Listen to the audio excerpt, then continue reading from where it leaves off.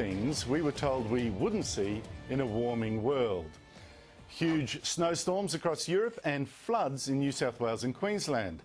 How could this be? 12 years ago, scientists from the world's most famous global warming centre, the University of East Anglia Climatic Research Unit, said snow would soon be so rare that children wouldn't know what it was. They were wrong. Look at the Colosseum in Rome.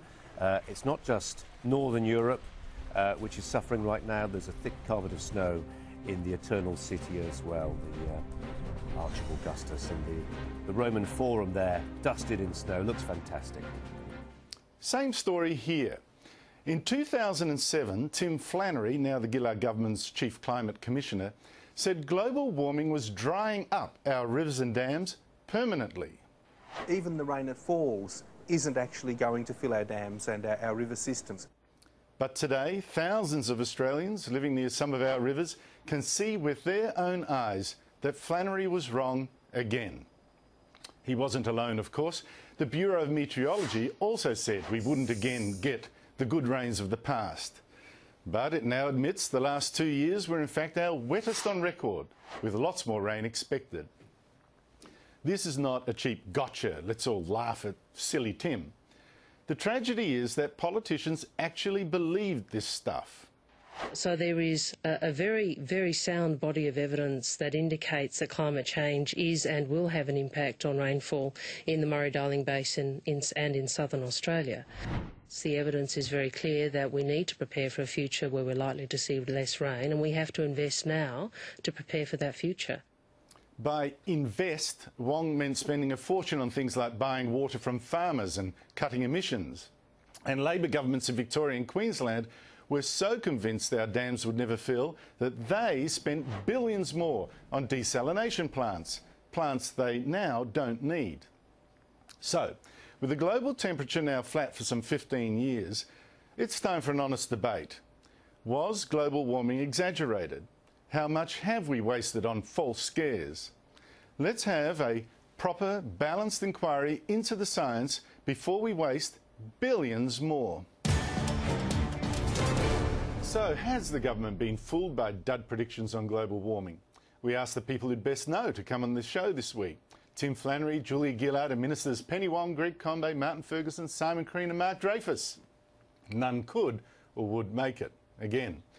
We'll keep asking for you. But we do have here the federal politicians probably studied global warming science most and spoken out most fearlessly. The Liberals' Dr. Dennis Jensen, a former CSIRO research scientist. Dennis, floods in New South Wales and Queensland, what does that tell you about global warming? Well, it tells you that the predictions that have been made by so-called alarmist scientists are in fact nowhere near accurate. The Bureau of Meteorology, for example, has spoken about when we were in drought, maybe we should just regard this as situation normal, as a normal climate, rather than being a drought. Headlines of permanent drought I kept reading. Exactly, and obviously now we've had, unfortunately, 2 years of floods. It's almost like Mother Nature's having a bit of a laugh at them. How many other signs have you seen that the global warming theory, man is heating the world dangerously, storms, etc. would come, reefs dying, have turned out bung? Well, it's almost where to start. You've got the fact that for the last 10 to 15 years there's been no increase in the globe's temperature. Since 2003 at least, the oceans haven't warmed.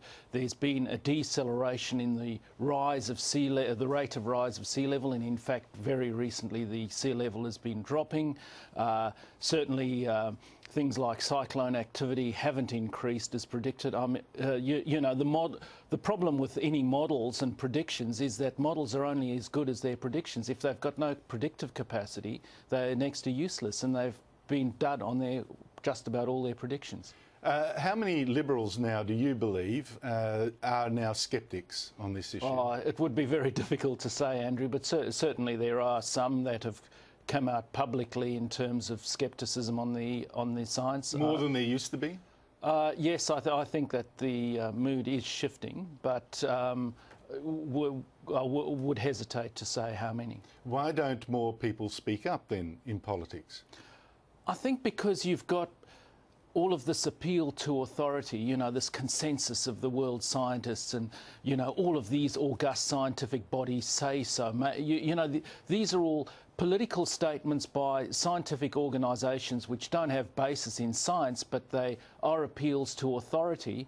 And after all, who are politicians to argue the science with scientists? What would you like Tony Abbott now to do about this? Promise a Royal Commission into the science? We need something to break through. Well, I have called for a Royal Commission in the past. I think that we need to break this nexus. I mean, for instance, with the Bureau of Meteorology, when you look at the data for example, Darwin, when you look at the raw data over the last 110 years, the temperature's gone down 0.7 degrees.